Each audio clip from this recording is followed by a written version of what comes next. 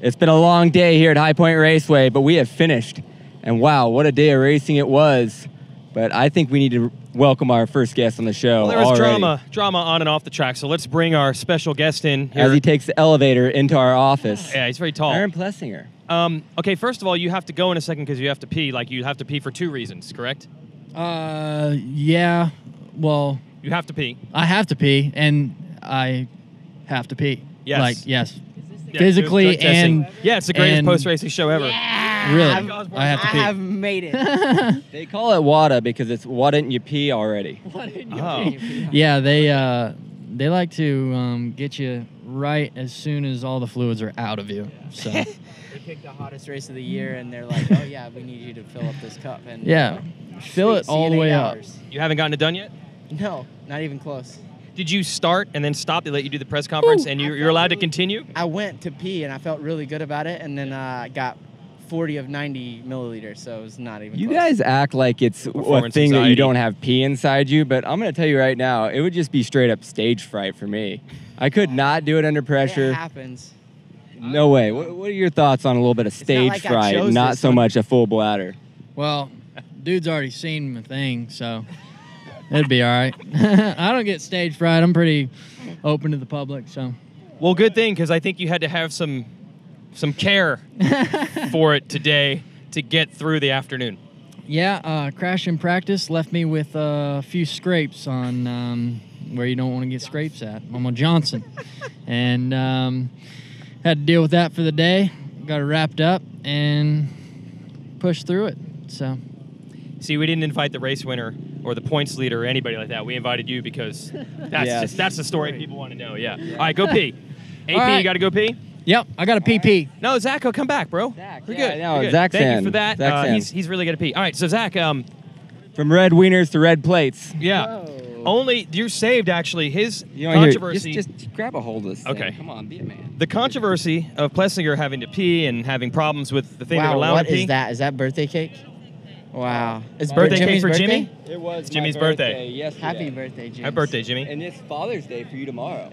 So you're allowed to have some of that. So Are this you is actually allowed though? Father's Day cake? No. Not allowed. Oh, eat it right in front of his face. I could feel horrible. Yeah. The good news about the problems for Plessinger is that your controversy of just deciding to just stop on the track and block a guy while you're removing your goggles got washed over. We didn't even really talk Yeah, about it's that, but good. that was so dirty, bro. Some people would say. Yes, I know. I've heard. Take me through what was happening, trying to get the goggles off and everything. Alex hit me with the rock and in the face, obviously. And when it did, it splashed all the sweat down in my face, and I couldn't see out. So I knew I had to pass Alex ASAP and take my goggles off so that I didn't crash. So I passed Alex, and as soon as I passed him, I went to take my goggles off, broke my visor off. My goggles got stuck on my visor, and then I was behind a lapper, and he was just going to ride around the outside of me, and I was like, well, if he rides around the outside of me, I'm never going to pass him back because I don't have any goggles. Yeah. So I was like, well, I'm not going to let him pass me back. And that was that.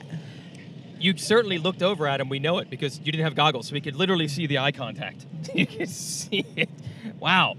I would say up in the tower, none of us could even speak for a solid 20 seconds after that had happened.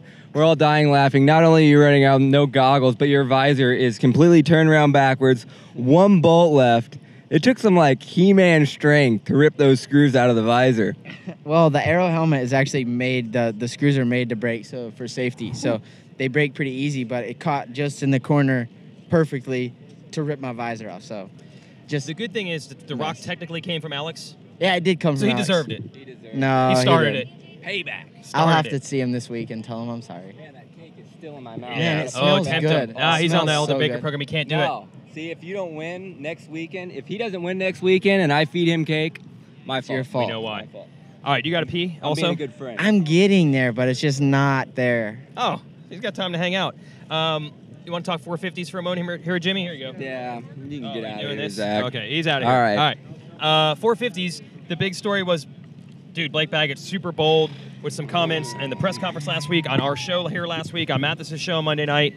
But we didn't really settle anything. He and Tomac never got a chance to really battle, and they each won a moto. So the trash talk controversy rolls on. You know, this isn't anything that we haven't really seen before out of Blake in the 250 class. I can remember watching a Racer X interview back in, I think, 2012 when he won the championship.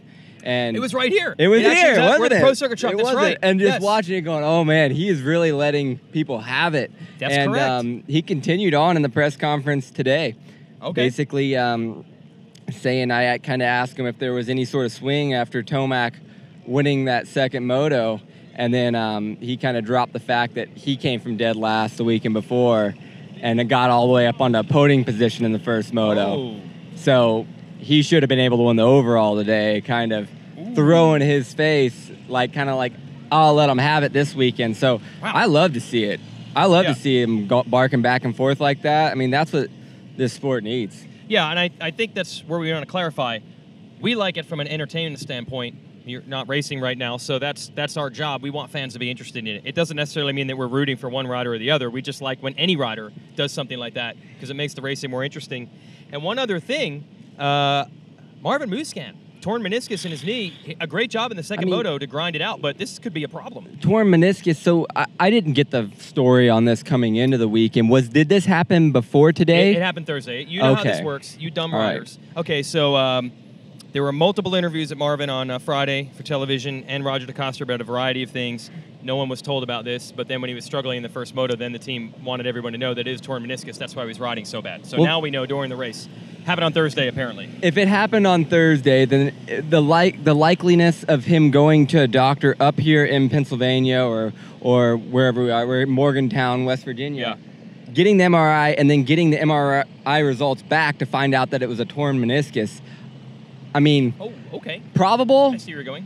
Mm-hmm. No. Possible, yes. Is that one of those ones where the dudes can just jiggle around on it and figure out what's injured, or is that only ligaments that would I got that backwards. Let me try to sound smart. Probable, yes.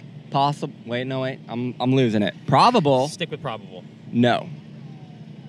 Possible, yes. Yes. Probable, no.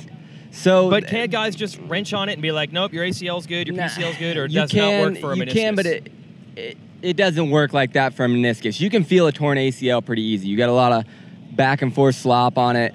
It's something that is going to be really tough to work through as a torn ACL. Meniscus, I mean, I know like 5 girls in high school that played through torn meniscus volleyball. So these guys can deal with a torn meniscus. If we're dealing with anything larger than that, then there's going to be a problem. Okay, we get next pro rider or even current on the show to talk the analysis of injuries that you've gone through, and your reference is 5 girls on a high school girls volleyball team. So I'm glad we're reaching the end of the earth for our analysis. So what do you think for next week? Is it going to get worse or better? Well, if it is a torn meniscus, then it's something simple that can be fixed. If you're talking about a bigger injury like an ACL, then it's something that's going to just might be hard for him the rest of the season. So I could see that the meniscus getting better. I mean, you can go back home, rehab it. So if it's a torn meniscus, he's going to be sitting pretty good come Tennessee. Okay, all right. So he's not out of it, and Baggett is now the points leader. He's going to still be struggling with it, but, I mean, it's nothing like that second moto, the rougher the track got. I noticed Marvin just leaving both his feet on the pegs, and it was so fun watching him come through the pack. And he rode phenomenal. I think he made it up to 7th spot in the second moto and just put on the late moto charge. Yeah, it was good. He scored a lot of points in the end, but Baggett is now the points leader. Tomac did get a moto win to kind of reset things, and we would be remiss if we don't mention his agents over there. We really got to be happy about it. Jeremy Martin getting his first overall win, and holy crap did the Geico Honda team need that, because it has not been a good season. Finally got it. And I'd mentioned that up in the tower a few times that before Jeremy Martin came along, I don't believe that their motorcycle was ready to win races either. But they've done some huge changes, and Jeremy Martin's starts are on point. They are. They're the best so far the last couple of weeks in the class. They are. And that, let's face it, in 2016, that Geico Honda, it wasn't pulling hole shots. Yeah. And so those guys, they put the money into Jeremy and then realized, okay, we need to make this bike better as well. And they've grown, not only just Jeremy Martin or Geico Honda, they've grown as a team together. And I feel like they're going to be a strong contender in this championship to chase down Zach Osborne. All right, yeah, they tied on points today, and it's already pretty close. So another competitive day in the 250s and the 450s, but we didn't answer all the questions. So we're going to Tennessee. No. See how it goes. There'll never be questions answered. That's why we have 12 rounds.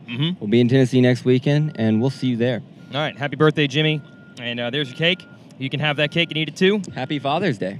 Oh, thanks. Yeah, yeah. It's my daughter's birthday also, believe it or not. I don't know what the whole... And you know who Yeah. else? Grant Langston. I don't know how this all worked out. So that means we got a party. We'll see you next week. All right.